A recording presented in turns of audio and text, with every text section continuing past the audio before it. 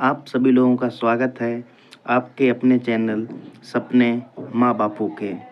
आज हम लोग देखते हैं बहुत ही महत्वपूर्ण वाक्यांश के लिए एक शब्द जो कि आर ओ और ए आर ओ में अक्सर पूछे हुए गए हैं तथा अन्य परीक्षाओं में भी पूछे जाते हैं। तो हम लोग शुरुआत करते हैं अपने पहले नंबर प्रश्न से। तो पहला प्रश्न क्या है कि हाथी को हाँकने का छोटा भाला, हाथी को हाँकने का जो छोटा भाला होता है उसको क्या कहते हैं? उसको कहते हैं अंकुश। क्या कहते हैं हम लोग? अंकुश। फिर दूसरा प्रश्न है कि जो कहा ना जा सके, जो कहा ना जा सके वो है अकथनीय। क्या है? अकथनीय, जिसको कहा ना जा सके। फिर अगला प्रश्न है कि जिसे क्षमा ना किया जा सके तो वे हो जाएगा अक्षम्य। क्या हो जाएगा? अक्षम्य, जिसको क्षमा ना किया जा सके। जिस स्थान पर कोई ना गया हो उसे कहेंगे अगम्य। जिस स्थान पर कोई ना गया हो उसको कहेंगे अगम्य। जो कभी बूढ़ा ना हो वो क्या होता है? अजर। जो कभी बूढ़ा ना हो वो अजर। जिसका कोई शत्रु ना हो, जिसका कोई शत्रु ही ना हो तो उसको हम लोग कहते हैं अजातशत्रु। क्या कहते हैं? अजातशत्रु। फिर जो जीता ना जा सके या जिसे जीता ना जा सके उसको हम लोग कहते हैं अजेय। क्या कहते हैं? अजय।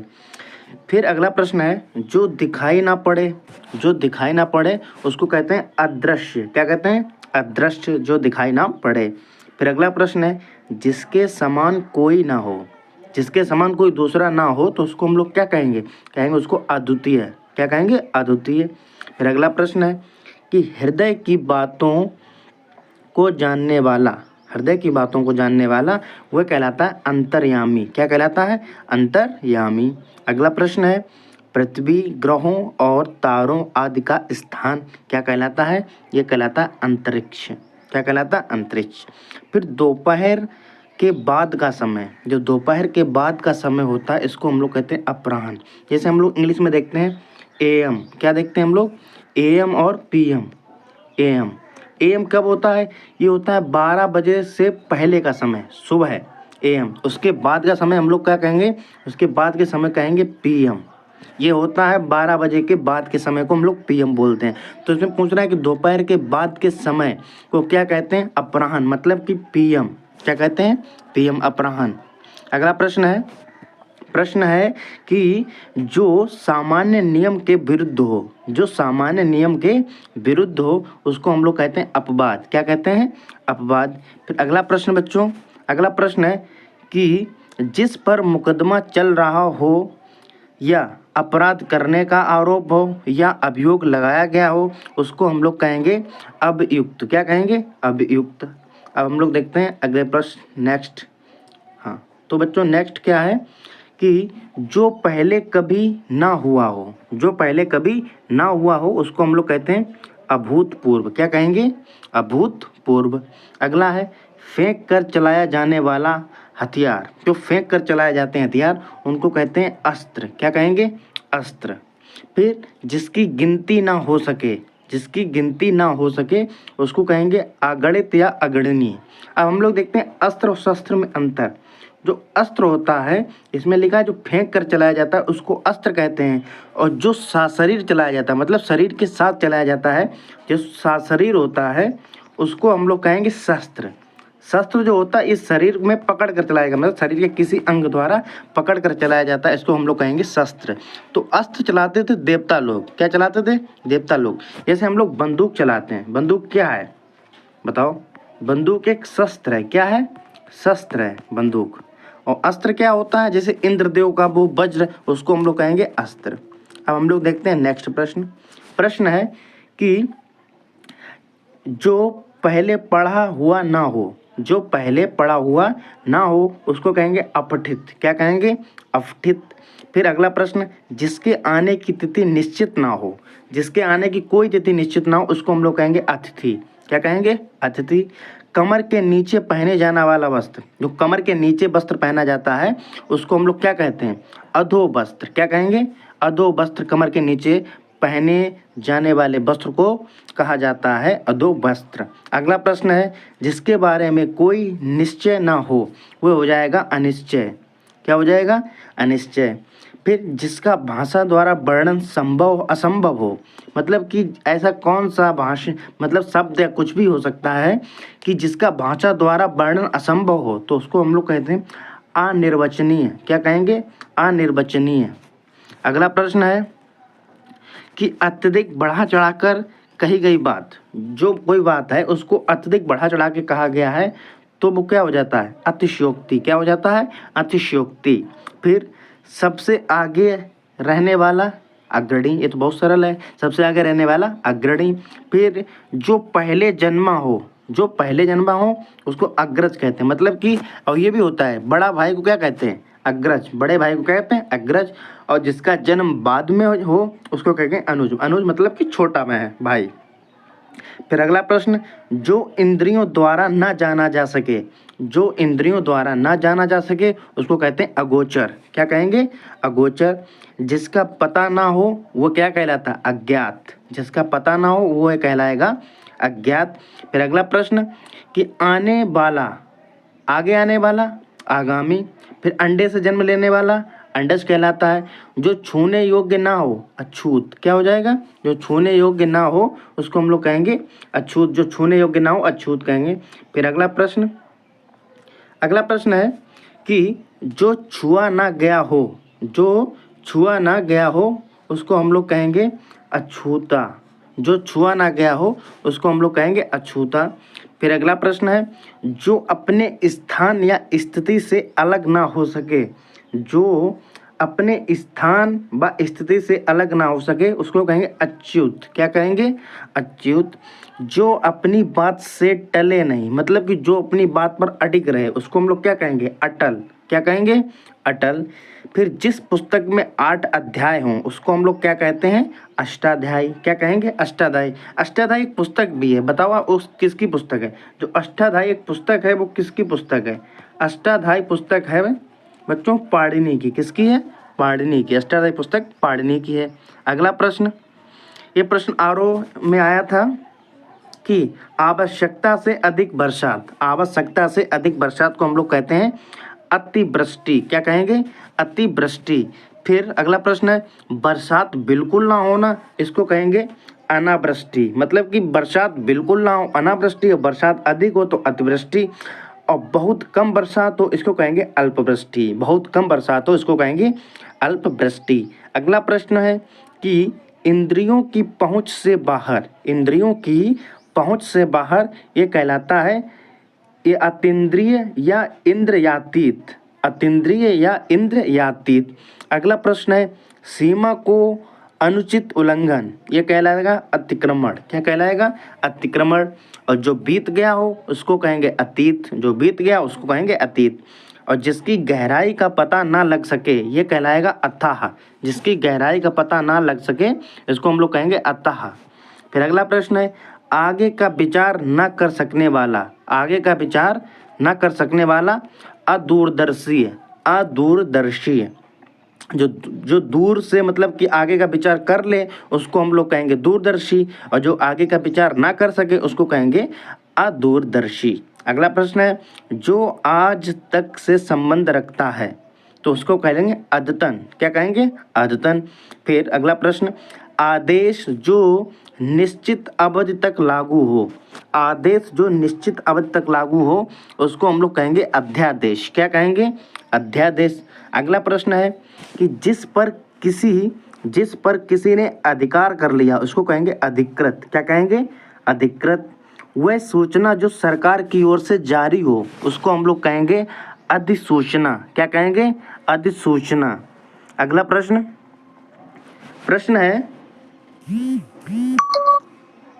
कि जिस पर विधायिका द्वारा स्वीकृत नियम, क्या हो जाएगा? विधायिका द्वारा स्वीकृत नियम को हम लोग क्या कहते हैं? ये कहेंगे अधिनियम। क्या कहेंगे? अधिनियम। फिर अविवाहित महिला, मतलब कि ऐसी महिला जिसका विवाह ना हुआ हो इसको हम लोग कहेंगे अनूढ़ा। क्या कहेंगे? अनूढ़ा। फिर वह स्त्री जिसके पति ने दूसरी शादी कर ली हो वह स्त्री जिसके पति ने दूसरी शादी कर ली हो उसको कहेंगे अद्ययूढ़ा। क्या कहेंगे? अद्ययूढ़ा। फिर अगला प्रश्न है कि दूसरे की विवाहित स्त्री ये कहलाएगा अन्योड़ा। क्या कहलाएगा? अन्योड़ा। फिर अगला प्रश्न है गुरु के पास रहकर पढ़ने वाला, जो गुरु के पास रहकर पढ़ने वाला क्या विद्यार्थी कहलाता है? अंतःवासी। क्या कहलाएगा? अंतःवासी। अगला प्रश्न है कि पहाड़ के ऊपर की समतल जमीन, जो पहाड़ के ऊपर की समतल भूमि होती है उसको हम लोग कहते हैं आदित्यका। आदित्यका। क्या कहेंगे? आदित्यका। अगला प्रश्न है जिसके हस्ताक्षर नीचे अंकित हों तो उसको क्या कहलाएंगे? अधोहस्ताक्षरकर्ता। अधोहस्ताक्षरकर्ता। फिर अगला प्रश्न है एक भाषा के विचारों को दूसरी भाषा में व्यक्त करना क्या कहलाता है? ये बहुत सिंपल सवाल है, इसको हम लोग कहेंगे अनुवाद करना। क्या कहेंगे? अनुवाद। अगला प्रश्न है किसी संप्रदाय का समर्थन करने वाला, किसी भी संप्रदाय का समर्थन करने वाले को कहेंगे अनुयायी। क्या है? अनुयायी। जैसे बौद्ध धर्म के अनुयायी, जैन धर्म के अनुयायी हम लोगों ने सुना था, क्योंकि ये लोग उस संप्रदाय को मानते थे। अगला प्रश्न है किसी प्रस्ताव का समर्थन करने की क्रिया, किसी प्रस्ताव का समर्थन करने की क्रिया कहलाती है अनुमोदन। क्या कहलाती है? अनुमोदन। और जिसके माता पिता ना हो इसको हम लोग कहेंगे अनाथ। क्या कहेंगे? अनाथ। जिसके माता पिता ना हो उसको कहेंगे अनाथ। अब हम लोग देखते हैं नेक्स्ट स्लाइड। नेक्स्ट स्लाइड है, नेक्स्ट स्लाइड में पहला प्रश्न क्या है बच्चों? हाँ, तो पहला प्रश्न है कि जो साहित्य कला आदि में रस ना ले, जो साहित्य कला आदि में रस ना ले उसको कह लेते हैं अर्शिक। क्या कहेंगे? अर्शिक। अर्शिक। अगला प्रश्न है जिसको प्राप्त ना किया जा सके। इसका जवाब बच्चों इसमें नहीं लिखा है, इसका जवाब आप कमेंट में बताएंगे। आप लोग क्या बताएंगे? कि जिसको प्राप्त ना किया जा सके। बहुत सरल है, इसको आप कमेंट में जरूर बताएंगे। अगला प्रश्न है जो कम जानता हो, जो कम जानता हो इसको हम लोग कहेंगे अल्पज्ञ। क्या कहेंगे? अल्पज्ञ।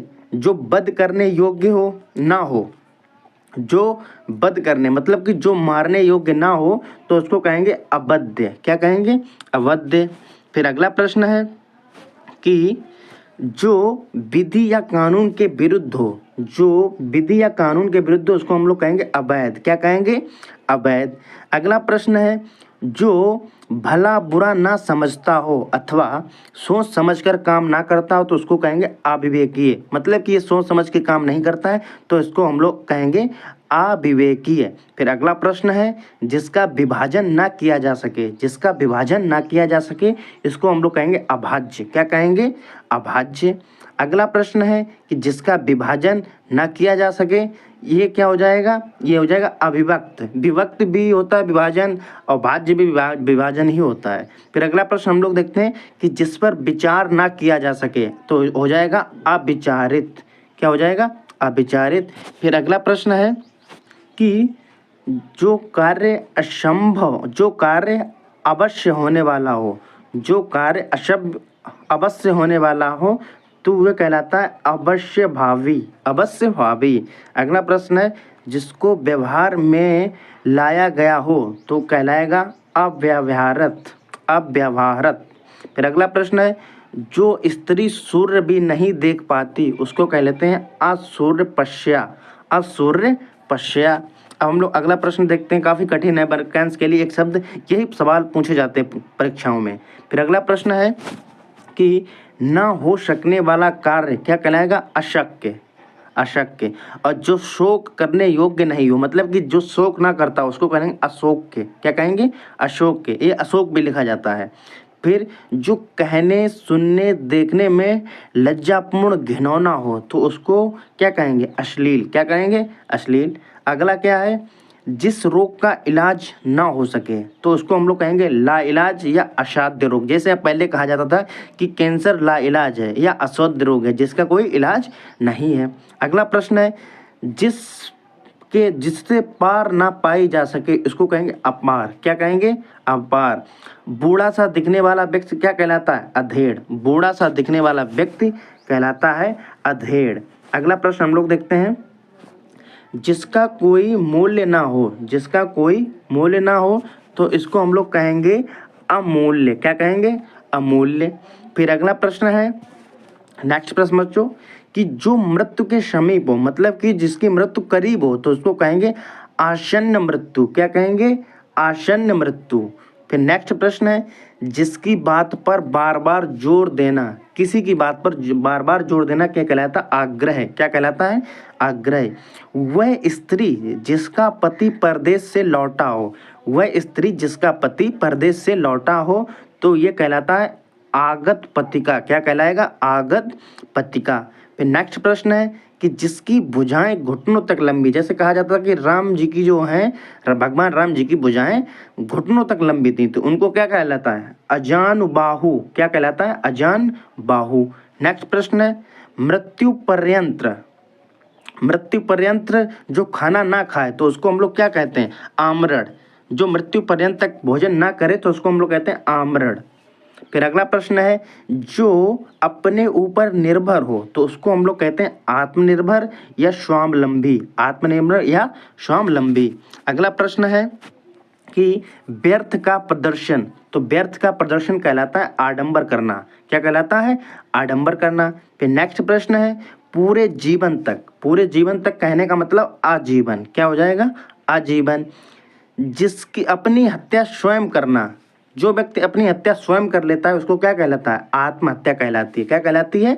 आत्महत्या। अगला प्रश्न है कि अपनी प्रशंसा स्वयं करने वाला, अपनी प्रशंसा स्वयं जो करता है उसको कहलाते हैं आत्मश्लाघी। आत्मश्लाघी। क्या कहलाते हैं? आत्मश्लाघी। कोई ऐसी वस्तु बनाना जिसको पहले कोई ना जानता हो, तो ये कहलाता है आविष्कार। क्या कहलाता है? आविष्कार। जैसे बल्ब का आविष्कार, तो ये आविष्कार है, मतलब कि इससे पहले बल्ब नहीं था, तो ये किसने बनाया था? एडिशन ने। किसने? एडिशन ने। अगला प्रश्न देखते हैं कि ईश्वर में विश्वास रखने वाला, ईश्वर में विश्वास रखने वाला आस्तिक। क्या कहलाता है? आस्तिक। और शीघ्र प्रसन्न होने वाला आशुतोष। क्या कहलाता है? जो शीघ्र प्रसन्न हो जाता है, आशुतोष। अगला प्रश्न, विदेश से देश में माल मंगाना कहलाता है आयात, और विदेश में देश से माल भेजना क्या कहलाता है? निर्यात। जब विदेश से माल भारत में आएगा या अपने देश में आएगा तो कहलाएगा आयात, जब भारत से माल किसी दूसरे देश में जाएगा तो कहलाएगा निर्यात। अब हम लोग देखते हैं अगला प्रश्न। प्रश्न है कि सिर से पांव तक, सिर से पांव तक ये कहलाएगा अपाद मस्तक। क्या कहलाएगा? अपाद मस्तक। फिर अगला प्रश्न है, प्रारंभ से लेकर अंत तक, प्रारंभ से लेकर अंत तक ये अधोपरांत कहलाएगा। क्या कहलाएगा? अधोपरांत। फिर अपनी हत्या स्वयं करने वाला क्या कहलाता है? आत्मघाती। अपनी हत्या जो स्वयं करता है उसको कहते हैं आत्मघाती। अपनी हत्या स्वयं करने वाला आत्मघाती। अब हम लोग देखते हैं आगे प्रश्न। आगे प्रश्न कितने बचे हैं? प्रश्न है बच्चों कि जो अतिथि का सत्कार करता है, जो अतिथि का सत्कार करता है, मतलब अतिथि घर पे आते हैं, जो उनका सत्कार करता है उनको कहलाते हैं मेजबान। क्या कहलाते हैं? मेजबान या अतिथि। अगला प्रश्न है, दूसरों के हित में अपना जीवन त्याग देना, दूसरों के हित में अपना जीवन त्याग देना, तो ये कहलाता है आत्मोत्सर्ग। आत्मोत्सर्ग। आत्मोत्सर्ग। अगला प्रश्न है, जो बहुत क्रूर व्यवहार करता है, मतलब कि बहुत क्रूरता इसके अंदर है, तो ये कहलाएगा आतताई। आतताई। क्या कहलाएगा? आतताई। जिसका संबंध आत्मा से हो ये कहलाएगा आध्यात्मिक। क्या कहलाएगा? आध्यात्मिक। अगला प्रश्न है कि जिस पर हमला किया गया हो, आक्रांत। जिस पर हमला किया गया हो क्या कहलाएगा? आक्रांत। फिर हम जिसने हमला किया हो ये कहलाएगा आक्रांता। जिसने हमला किया हो ये कहलाएगा आक्रांता। जिसे सूंघा ना जा सके, जिसे सूंघा ना जा सके अग्रह। जिसे सूंघा ना जा सके ये कहलाएगा अग्रह। जिसे सूंघा ना जा सके। फिर जिसकी कोई आशा ना की गई हो ये कहलाएगा आशातीत। क्या कहलाएगा? आशातीत। और जो कभी निराश होना ना जाने, मतलब कि जो कभी निराश ना होता हो, तो इसको हम लोग कहेंगे आशावादी। क्या कहेंगे? आशावादी। किसी नई चीज की खोज करने वाला आविष्कारक। जो गुण दोष का विवेचन करता है उसको कहलाएंगे आलोचक। क्या कहेंगे? आलोचक। जो जन्म लेते ही गिर या मर गया हो तो इसको कहलाते हैं आजन्मपात। आजन्मपात। वह कवि जो तत्काल कविता कर सके इसको हम लोग कहते हैं आशु कवि। बहुत फेमस है वाक्यांश ये कि जो कवि तत्काल कविता कर सके तो उसको कहेंगे आशु कवि। अगला प्रश्न है पवित्र आचरण वाला। पवित्र आचरण वाला कहलाता है आचार पूत। क्या कहलाता है? आचार पूत।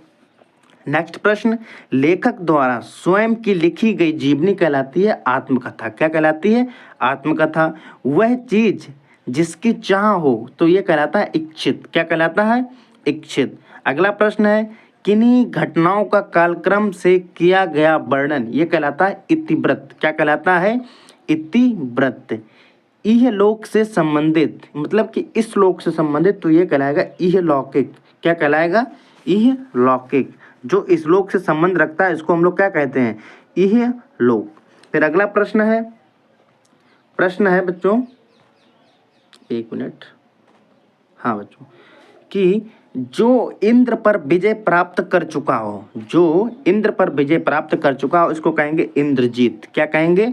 इंद्रजीत। फिर नेक्स्ट प्रश्न है माँ बाप का अकेला लड़का ये कहलाएगा इकलौता। क्या कहलाएगा? इकलौता। जो इंद्रियों से परे हो या जो इंद्रियों द्वारा ज्ञात ना हो इसको कहेंगे इंद्रियातीत। क्या कहेंगे? इंद्रियातीत। दूसरों की उन्नति से जलना कहलाता है ईर्ष्या। क्या कहलाते हैं? ईर्ष्या। उत्तर और पूर्व के बीच की दिशा ईशान।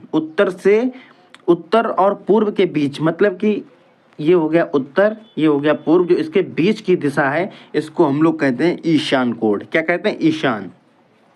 अगला प्रश्न है कि पर्वत की निचली समतल भूमि को कहते हैं उपत्यका। क्या कहेंगे? उपत्यका। अगला प्रश्न, दूसरे के खाने से बची वस्तु उच्छिष्ट। क्या कहेंगे? उच्छिष्ट। दूसरों की मतलब इसको हम लोग जूठन भी बोल सकते हैं, तो इसको हम लोग क्या कहते हैं? उच्छिष्ट। अगला प्रश्न है कि किसी भी नियम का पालन नहीं करने वाला ये कहलाता है उच्छृंखल। क्या कहलाता है? उच्छृंखल। फिर अगला प्रश्न है वह पर्वत जहाँ से सूर्य और चंद्रमा उदित होते माने जाते हैं उसको कहलाते हैं उद्यांचल। क्या कहेंगे? उद्यांचल। जिसके ऊपर किसी का उपकार हो तो ये कहलाता है उपकृत। क्या कहलाएगा? उपकृत। अगला प्रश्न, ऐसी जमीन जो अच्छी उत्पादक हो ये कहलाती है उर्वरा। क्या कहलाती है? उर्वरा। फिर नेक्स्ट प्रश्न है जो छाती के बल चलता हो तो इसको कहेंगे उरग। मतलब कि सांप का एक पर्यायवाची भी कहा जाता है कि उरग। जो छाती के बल चलता हो इसको हम लोग क्या कहेंगे? उरग। नेक्स्ट प्रश्न कि जिसने अपना ऋण पूरा चुका दिया हो उसको कहते हैं उऋण। क्या कहेंगे? उऋण। जिसका मन जगत से उचट गया हो तो इसको कहेंगे उदासीन। क्या कहेंगे? उदासीन। जिसकी दोनों में निष्ठा हो मतलब कि जिसकी दोनों में निष्ठा हो तो इसको कहेंगे उभयनिष्ठ। क्या कहेंगे? उभयनिष्ठ।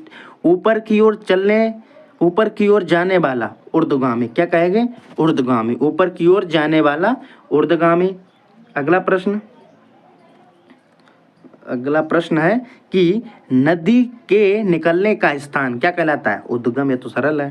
फिर अगला प्रश्न है किसी वस्तु के निर्माण में सहायक साधन ये कहलाता है उपकरण। क्या कहलाता है? उपकरण। जो उपासना के योग्य हो उपास्य। क्या हो जाएगा? उपास्य। अगला प्रश्न, मरने के बाद संपत्ति का मालिक उत्तराधिकारी या वारिस। फिर नेक्स्ट प्रश्न और एवं अंतिम प्रश्न है कि सूर्य की लालिमा क्या कहलाती है? सूर्य की जो लालिमा है उसको कहते हैं हम लोग उषा। क्या कहते हैं? उषा। बहुत ही महत्वपूर्ण प्रश्न थे ये। सभी प्रश्न किसी ना किसी परीक्षा में जरूर आए हुए हों, चाहे वो आरओ हो या एआरओ हो या पुलिस परीक्षा हो। उत्तर प्रदेश की खासतौर से सभी परीक्षाओं में पूछे हुए प्रीवियस ईयर के प्रश्न और उत्तर हैं। अब हम लोग देखेंगे नेक्स्ट वीडियो में इसके आगे के वाक्यांश के लिए एक शब्द। तब तक के लिए जय हिंद, जय भारत। बच्चों अपना ख्याल रखिए। भारत माता की जय।